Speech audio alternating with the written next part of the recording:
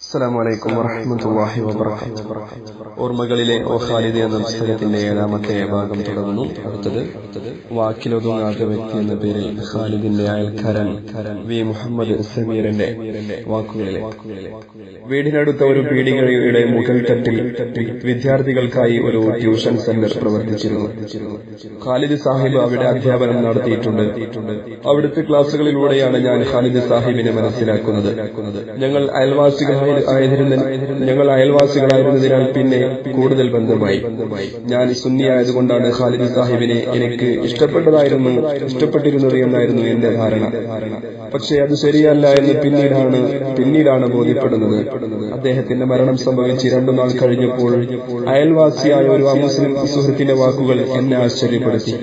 ഖാലിദിനെ ഉദ്ദേശിച്ച് അദ്ദേഹം പറഞ്ഞു, നല്ല നല്ല മനുഷ്യരൊക്കെ എളുപ്പം പോവുകയാ. ഖാലിദിനോട് നിനക്കുള്ള ബന്ധം എന്താണെന്ന് ആ സുഹൃത്തിനോട് ഞാൻ ചോദിച്ചു. എനിക്ക് ക്ലാസ് എടുത്തിട്ടുണ്ട്. അദ്ദേഹത്തിന്റെ ക്ലാസ് കേട്ടാൽ തന്നെ മതി. പിന്നെ പഠിക്കണമെന്ന ബോധം നമ്മിലുണ്ടാവും. സ്വന്തം മനുഷ്യന്മാരെ പോലെയാണ് ശിഷ്യന്മാരെ ഉപദേശിക്കുക. അന്യമതസ്ഥനായ എന്നോട് പോലും എന്തൊരു സ്നേഹമായിരുന്നു. സുന്നി സംഘടനകളുമായി എന്നെ അടുപ്പിച്ചത് ഖാലിദ് സാഹിബാണ്. പല പ്രവർത്തനങ്ങളെ കുറിച്ചും അദ്ദേഹം പറഞ്ഞു തരും. അതേസമയം പഠനം മുടക്കിയുള്ള സംഘടനാ പ്രവർത്തനം ഖാലിദ് സാഹിബ് ഇഷ്ടപ്പെട്ടിരുന്നില്ല. എന്റെ നാട്ടിൽ നടക്കുന്ന സംഘടിത ഫിത്ർ സക്കാത്ത് വിതരണത്തെക്കുറിച്ച് ഞാൻ ഖാലിദ് സാഹിബിന്റെ ശ്രദ്ധയിൽപ്പെടുത്തി. അദ്ദേഹം പറഞ്ഞു, സംഘടിത വിതരണം കൊണ്ട് സക്കാത്തിന്റെ ബാധ്യത തീരില്ല. നമുക്ക് ആ നാട്ടുകാരെ ഉപദേശിക്കാം. ഇന്ന് അസ്റിന് ശേഷമാവട്ടെ, ഞാൻ വരാം. അദ്ദേഹം കൃത്യസമയത്തെത്തി. ഞങ്ങൾ ഏതാനും പ്രവർത്തകരെയും കൂട്ടി ഓരോ വീട്ടിലും കയറി ഇറങ്ങി. എല്ലാ വീട്ടുകാർക്കും ഖാലിദിനെ പരിചയമുണ്ട്. അവർ അദ്ദേഹത്തിന്റെ ഉപദേശം കേട്ടു. ഫിത്ർ സക്കാത്തിന്റെ അരി വഹാബി പള്ളിയിലേക്ക് കൊടുത്തയക്കുന്ന പരിപാടി അതോടെ അവർ നിർത്തി. അങ്ങനെ ഖാലിദ് സാഹിബിന്റെ ആത്മാർത്ഥ പ്രവർത്തനം കൊണ്ട് ദീനീ രംഗത്ത് വലിയ ഒരു ദുരാചാരം ഒഴിവായി. ഗൾഫിലായിരുന്നപ്പോൾ ഖാലിദ് സാഹിബ് നിരന്തരം കത്തയക്കുമായിരുന്നു. കത്തിൽ വിലപ്പെട്ട ഉപദേശങ്ങളും ഉണ്ടാകും. സലാലയിൽ നിന്ന് ഈയിടെ എനിക്കെഴുതിയ കത്തിന്റെ വാചകങ്ങൾ ഞാനിവിടെ പകർത്തുന്നു. ചില്ലറ ഉപദേശങ്ങൾ അല്ല, നിർദ്ദേശങ്ങൾ. സ്വീകരിച്ചാലും നന്നായി വായിക്കുക. വായനാശീലം ബുദ്ധിവികാസവും കഴിവും വർദ്ധിപ്പിക്കും. പ്രത്യേകിച്ച് ചെറിയ ഇംഗ്ലീഷ് പുസ്തകങ്ങൾ. ഇസ്ലാമിക സാഹിത്യങ്ങൾ വായിക്കുന്നതോടൊപ്പം ഡയറിയിൽ കുറിപ്പുകൾ കുറിച്ചിടുകയും വേണം. കോളേജിൽ നിന്ന് അരമണിക്കൂറെങ്കിലും ഇംഗ്ലീഷ് പത്രവായനക്ക് ചിലവഴിക്കണം. ഇത് തെറ്റാത്ത ദിനചര്യയാക്കണം. മനസ്സിലായാലും ഇല്ലെങ്കിലും ശ്രദ്ധാപൂർവം വായിക്കുക. കാലിക സംഭവങ്ങളായാൽ മനസ്സിലാക്കാൻ പ്രയാസമുണ്ടാവുകയില്ല. ഇനി പള്ളിയത്തെ ആസിയ ഹജ്ജുമ്മ എന്നവരുടെ ഓർമ്മയിലേക്ക്. ഖാലിദ് ഗൾഫിൽ പോകുമ്പോൾ വീട്ടിൽ വന്നു. എല്ലാവരോടും യാത്ര ചോദിച്ചു. എന്തൊക്കെയോ സംസാരിച്ച കൂട്ടത്തിൽ ഖാലിദിനോട് ഞാൻ പറഞ്ഞു, മോനെ, ഇനി നീ തിരിച്ചു വരുമ്പോൾ ഞാൻ ജീവിച്ചിരിപ്പുണ്ടാവണമെന്നില്ല. എന്റെ ഖബറുകൾ വന്നു നീ എനിക്ക് വേണ്ടി ദുആ ചെയ്യണം. എന്നാൽ പടച്ചോന്റെ വിധി ഇങ്ങനെയാണെന്ന് പറയാം. ഖാലിദിന് വേണ്ടി പ്രാർത്ഥിക്കാനുള്ള യോഗമാണ് എനിക്കുണ്ടായത്. എനിക്ക് മുമ്പേ അവൻ പോയല്ലോ. ഇനി അക്ബർ ബി ഹൈദ്രോസിന്റെ ഓർമ്മകളിലേക്ക്. എന്റെ നിക്കാഹ് നടന്നത് സലാലയിൽ വെച്ചാണ്. ത്വാഖ അഹമ്മദ് മൗലവിയായിരുന്നു കാർമികൻ. ഒട്ടേറെ സുന്നി നേതാക്കളും പ്രവർത്തകരും പങ്കെടുത്ത ആ ചടങ്ങ് ക്യാമറയിൽ പകർത്താൻ വീഡിയോഗ്രാഫർ കയറി വന്നു. എന്റെ സമ്മതം വാങ്ങാതെ ആരോ ചെയ്തതാണ്. ഇത് ഖാലിദിന് പിടിച്ചില്ല. അദ്ദേഹം പറഞ്ഞു, ഇവിടെ ഇപ്പോൾ വീഡിയോയുടെ ആവശ്യമില്ല. പണ്ഡിതരിൽ ചിലർ അതിനോട് വിയോജിച്ചു. ഇവിടെ സ്ത്രീകളൊന്നും പങ്കെടുക്കുന്നില്ലല്ലോ എന്നായിരുന്നു അവരുടെ ന്യായം. പുഞ്ചിരിക്കുക മാത്രം ചെയ്യുന്ന ഖാലിദിന്റെ മുഖം വിവരണമായി. അദ്ദേഹം ഗൗരവസ്വരത്തിൽ പറഞ്ഞു, ഈ വക അനാചാരങ്ങൾക്കെതിരെ വാദോരാതെ പ്രസംഗിക്കുന്നവരാണ് നമ്മൾ. ഇവിടെ അത് അനുവദിച്ചു കൊടുത്താൽ മറ്റുള്ളവർക്ക് കൂടി അത് പ്രചോദനമാകും. അന്ന് നമുക്ക് ശബ്ദമുണ്ടാകില്ല. ഖാലിദിന്റെ വാക്കുകൾ കേട്ട് പണ്ഡിതർ പോലും സ്തബ്ധരായി.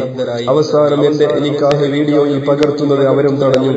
ഏത് സന്ദർഭത്തിലായാലും ആരുടെ മുന്നിലും സത്യം തുറന്നു പറയുകയും അത് സത്യമാണെന്ന് ബോധ്യപ്പെടുത്തുകയും ചെയ്യാനുള്ള ഖാലിദിന്റെ കഴിവ് വേറെ തന്നെയായിരുന്നു. ദീനീ പ്രചാരണത്തിന് ഏറ്റവും പറ്റിയ മാർഗം വാക്കുകളിലൂടെ മാനവർക്ക് സത്യം ബോധ്യപ്പെടുത്തി കൊടുക്കുകയാണ്. സഹപ്രവർത്തകരെ, അതിന് നിങ്ങൾ തയ്യാറാവുക. എന്ന് കണ്ടവരെ നാളെ കാണണമെന്നില്ല. നാളെ ചിലപ്പോൾ നാമും അവശേഷിക്കില്ല. അതിനാൽ ചെയ്തു തീർക്കുക. കാലം ഒരിക്കലും നമ്മെ കാത്തു നിൽക്കില്ല. ഖാലിദിന്റെ വാക്കുകൾ എത്ര ശരിയാണ്. അദ്ദേഹം എല്ലാം ചെയ്തു തീർത്തു. ഞൊടിയിട കൊണ്ട് ആരെയും കാത്തു നിൽക്കാതെ യാത്രയാവുകയും ചെയ്തു. ഇനി ഉമർ പന്നിയൂർ എന്നവരുടെ ഓർമ്മകളിലേക്ക്. കുവൈത്ത് ഇറാഖ് യുദ്ധവേള. തളിപ്പറമ്പ് താലൂക്ക് SSFന്റെ ഒരു കൌൺസിൽ യോഗം മന്നയിലുള്ള ഓഫീസിൽ നടക്കുന്നു. കൌൺസിൽ യോഗത്തിൽ ഖാലിദ് സാഹിബ് മുഖ്യാതിഥിയാണ്. സംഘടനയെക്കുറിച്ചും മുസ്ലിം ലോകം നേരിടുന്ന പ്രതിസന്ധിയെക്കുറിച്ചും മുസ്ലിങ്ങളുടെ അധപ്പതനത്തെക്കുറിച്ചും അദ്ദേഹം ക്ലാസ് എടുത്തു. പിരിഞ്ഞപ്പോൾ ഖാലിദ് സാഹിബ് പറഞ്ഞു, നമുക്കൊരു പ്രകടനമായി ടൗണിലേക്ക് പോകാം. ഇറാഖിനെ നേരിടാനെന്ന പേരിൽ അമേരിക്കയും സഖ്യസൈനിക താവളം അടിച്ചിരിക്കുകയാണ്. അതിനെതിരെ പ്രതികരിച്ചുള്ള പ്രകടനം. അംഗങ്ങൾക്കെല്ലാം ആവേശമായി പ്രകടനം തുടങ്ങി.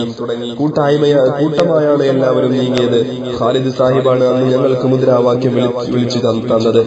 ഓ ജനങ്ങളെ, നിങ്ങൾ അറിയുക, അങ്ങറേഖൻ വിശുദ്ധ ഭൂമിയിൽ സാമ്രാജ്യത്വ കഴുകന്മാർ ചോരച്ചാലുകൾ തീർക്കുന്നു. നമ്മുടെ പ്രിയ സഹോദരർ പിടഞ്ഞു മൃത്യു വരിക്കുന്നു. മുസ്ലിം ലോകമേ ഉണരുക തുടങ്ങിയ മുദ്രാവാക്യങ്ങൾ ഖാലിദ് സാഹിബ് പുതിയ ശൈലിയിൽ വിളിച്ചു തന്നപ്പോൾ ഞങ്ങളത് ആവേശത്തെ ഏറ്റുവിളിച്ചു. മദ്രസ, market, main road, bus stand വരെ ഞങ്ങൾ നീങ്ങി. 30-ൽ താഴെ പേർ മാത്രമേ ഉള്ളുവെങ്കിലും ആ പ്രകടനം തളിപ്പറമ്പിനെ പ്രകമ്പനം കൊള്ളിപ്പിച്ചു. അതിന് കാരണം മുദ്രാവാക്യം വിളിക്കുന്ന ഖാലിദ് സാഹിബിന്റെ പ്രത്യേക ശൈലിയായിരുന്നു. പിൽക്കാലത്ത് ഞങ്ങൾ നടത്തിയ എല്ലാ പ്രകടനങ്ങളിലും 20ാം വാർഷിക സമ്മേളന പ്രകടനങ്ങളിൽ വരെ ഖാലിദ് സാഹിബിന്റെ ഈ ശൈലിയാണ് സ്വീകരിച്ചത്. ഞാൻ മരിച്ചു എന്ന് നിങ്ങൾ സങ്കല്പിക്കുക, ഞാനൊരു മയ്യത്താണെന്ന് നിങ്ങൾ കരുതുക. മരണത്തെക്കുറിച്ച് ക്ലാസ് എടുക്കുമ്പോഴും പ്രസംഗിക്കുമ്പോഴും ഖാലിദ് സാഹിബ് പ്രയോഗിക്കുന്ന പദങ്ങളാണിത്. സ്വന്തം ശരീരത്തെ തന്നെ മയ്യത്തായി ഉദാഹരിച്ചുകൊണ്ട് അദ്ദേഹം വിഷയം കൈകാര്യം ചെയ്യുന്നു. 1991-ൽ തളിപ്പറമ്പ് താലൂക്ക് SSF യൂണിറ്റുകൾ 1991-ൽ തളിപ്പറമ്പ് താലൂക്ക് SSF യൂണിറ്റുകൾ തോറും 3 ദിവസത്തെ മതപ്രഭാഷണ പരിപാടി സംഘടിപ്പിക്കുകയുണ്ടായി. കടമ്പേരി ശാഖയിൽ സംഘടിപ്പിച്ച പരിപാടിയിൽ ഒരു ദിവസത്തെ വിഷയം മരണമായിരുന്നു. മരണവേളയെക്കുറിച്ച്, മരണത്തിന്റെ വേദനയെക്കുറിച്ച്, ഖബർ ജീവിതത്തെക്കുറിച്ച്, മഹ്ശറയെക്കുറിച്ച്, ഇങ്ങനെ നീണ്ട 2.5 മണിക്കൂർ പ്രസംഗത്തിൽ ആദ്യാവസാനം തന്റെ ശരീരത്തെ മയ്യത്തായി ഉദാഹരിച്ചാണ് സദസ്യർക്ക് അദ്ദേഹം വിഷയം മനസ്സിലാക്കി കൊടുത്തത്. അബ്ദുള്ള കുട്ടി നരിക്കോട് എന്നവരുടെ ഓർമ്മകളിലേക്ക്. തളിപ്പറമ്പിനടുത്ത് ഒരു SSF പ്രവർത്തകന്റെ വിവാഹം. കല്യാണ വീട്ടിലെത്തിയപ്പോൾ വലിയ കോലാഹലം കേട്ടു. ഖാലിദ് സാഹിബിന്റെ തുണിസഞ്ചിയിൽ നിന്ന് പലതും കാണാനില്ല. ഖാലിദിനെ അറിയുന്നവർക്കെല്ലാം ആ തുണിസഞ്ചിയുടെ വിലയറിയാം. പ്രവർത്തകർ പൊട്ടിത്തെറിക്കുന്നു. വിവാഹത്തിലേക്കുള്ള മംഗളപത്രം മുതൽ ഖാലിദ് സാഹിബിന്റെ വിലയേറിയ ഡയറി വരെ കാണാതായിരിക്കുന്നു. SSF വിരോധികൾ മനഃപൂർവ്വം മോഷ്ടിച്ചതാണ്. സാധനം കിട്ടണമല്ലോ. നാട്ടുകാരെ ഇടപെടിച്ച് കാര്യം സാധിക്കുന്നതിന് വേണ്ടി പ്രവർത്തകർ ഒരു ഉപാധി വെച്ചു. പുതിയാപ്പള ഇറങ്ങണമെങ്കിൽ സാധനം കിട്ടണം. സഹായനായ പുതിയാപ്പളയും ഇതിനോട് രഹസ്യമായി യോജിച്ചു. കാരണം അയാൾക്കും ആ ഡയറിയുടെ വില അറിയാം. എങ്ങനെയായാലും അത് കിട്ടണം. ഖാലിദിലെ നേതാവിനെ അറിഞ്ഞത് ആ സന്ദർഭത്തിലാണ്. അവർക്ക് വേണ്ടത് ഡയറിയല്ല, കല്യാണം മുടക്കലാണ്. നാം അത് നിർവഹിച്ചു കൊടുത്തുകൂടാ. ഖാലിദിന്റെ പ്രതികരണം ഇങ്ങനെയായിരുന്നു. ഇനി ചൊക്കളിക്കടുത്ത് മോന്താൽ സ്വദേശിയായിരുന്ന കെ സഹീർ കോളേജ് പഠനകാലത്ത് തുടങ്ങിയ ഖാലിദുമായുള്ള സുഹൃബന്ധം ഒരുപാട് അനുഭവങ്ങൾ സമ്മാനിച്ചിട്ടുണ്ട്. നാട്ടിലും പിന്നീട് സലാലയിലും ഖാലിദിന്റെ സഹചാരിയായിരുന്നു സഹീർ. ഒടുവിൽ ആ ബന്ധം കുടുംബബന്ധമായി സഹീർ വിവരിക്കുന്നു. 1985-ൽ തലശ്ശേരി ബ്രണ്ണൽ കോളേജിൽ ഡിഗ്രിക്ക് അഡ്മിഷൻ ലഭിച്ചു. ചെന്നപ്പോൾ വെളുത്തുമെലിഞ്ഞ ശുഭ്രവസ്ത്രധാരിയായ ഒരു വിദ്യാർത്ഥിയെ പരിചയപ്പെട്ടു. പേര് ഖാലിദ്. കോളേജിൽ ആദ്യമായി പരിചയപ്പെടുന്നതും അദ്ദേഹത്തെ തന്നെയാണ്. അയൽനാട്ടുകാരനായ ഒരു സുഹൃത്തിനെ സഹപാഠിയായി ലഭിച്ചതിൽ ഞാൻ സന്തോഷിച്ചു. ഒരേ ക്ലാസ്സിൽ ഒരേ ബെഞ്ചിൽ ഇരുന്നു കൊണ്ടായിരുന്നു ഞങ്ങൾ 3 വർഷത്തെ ഡിഗ്രി പഠനം പൂർത്തിയാക്കിയത്. പഠനരംഗത്ത് ഖാലിദിന്റെ കഴിവ് മികവുറ്റതായിരുന്നു. അധ്യാപകരുടെ സ്നേഹാദരങ്ങൾ സമ്പാദിക്കാൻ കഴിഞ്ഞ ഏക വിദ്യാർത്ഥി. ക്ലാസ്സിൽ കേട്ട വിഷയങ്ങൾ ഏതാണ്ടെല്ലാം അപ്പോൾ തന്നെ ഹൃദ്യസ്ഥമായിരിക്കും. ക്ലാസ് കഴിഞ്ഞ് അധ്യാപകർ സ്ഥലം വിട്ടാൽ അതേ വിഷയത്തിൽ ഖാലിദ് ഞങ്ങൾക്ക് സ്പെഷ്യൽ ക്ലാസ് എടുക്കുമായിരുന്നു. ഇക്കാരണത്താൽ തന്നെ ഖാലിദിനെ കുറിച്ച് അധ്യാപകർക്ക് വളരെ മതിപ്പാണ്. ക്ലാസുകളിൽ ഖാലിദിന്റെ അഭാവം പ്രത്യേകം ശ്രദ്ധിക്കപ്പെടും. എല്ലാ വിഷയത്തിലും അദ്ദേഹം ഉന്നത വിജയം നേടി. BA, MA, B.Ed കോഴ്സുകളിൽ ഫസ്റ്റ് ക്ലാസ്സോടുകൂടിയാണ് ഖാലിദ് വിജയിച്ചത്. കോളേജ് ക്ലാസുകളിൽ ചെന്നപ്പോൾ അധ്യാപകരുമായി ആശയ സംവാദങ്ങൾ നടത്താറുണ്ട്. ഖുർആൻ, ഹദീസ് ക്ലാസുകളിൽ ചില അധ്യാപകർ സുന്നി വിരുദ്ധ ആശയങ്ങൾ പ്രസംഗിക്കും. അപ്പോൾ ഖാലിദ് അവരെ സമർത്ഥമായി ഖണ്ഡിക്കും. ഖുർആൻ സൂക്തങ്ങളും നബി ലഘുവചനങ്ങളും ഉദ്ധരിച്ച് അവർക്ക് മറുപടി നൽകാൻ ഞങ്ങളുടെ കൂട്ടത്തിൽ ഖാലിദിനെ കഴിഞ്ഞിരുന്നുള്ളൂ. ചില ദിവസങ്ങളിൽ മണിക്കൂറുകൾ നീണ്ട സംവാദങ്ങൾ നടന്നിട്ടുണ്ട്. ഏതു ക്ലാസ്സിലായാലും തനിക്കുള്ള സംശയങ്ങൾ അപ്പോൾ നിവാരണം വരുത്തുക ഖാലിദിന്റെ ശൈലിയാണ്. ഇതൊക്കെ ഞങ്ങൾക്ക് വലിയ പാഠങ്ങളായിരുന്നു.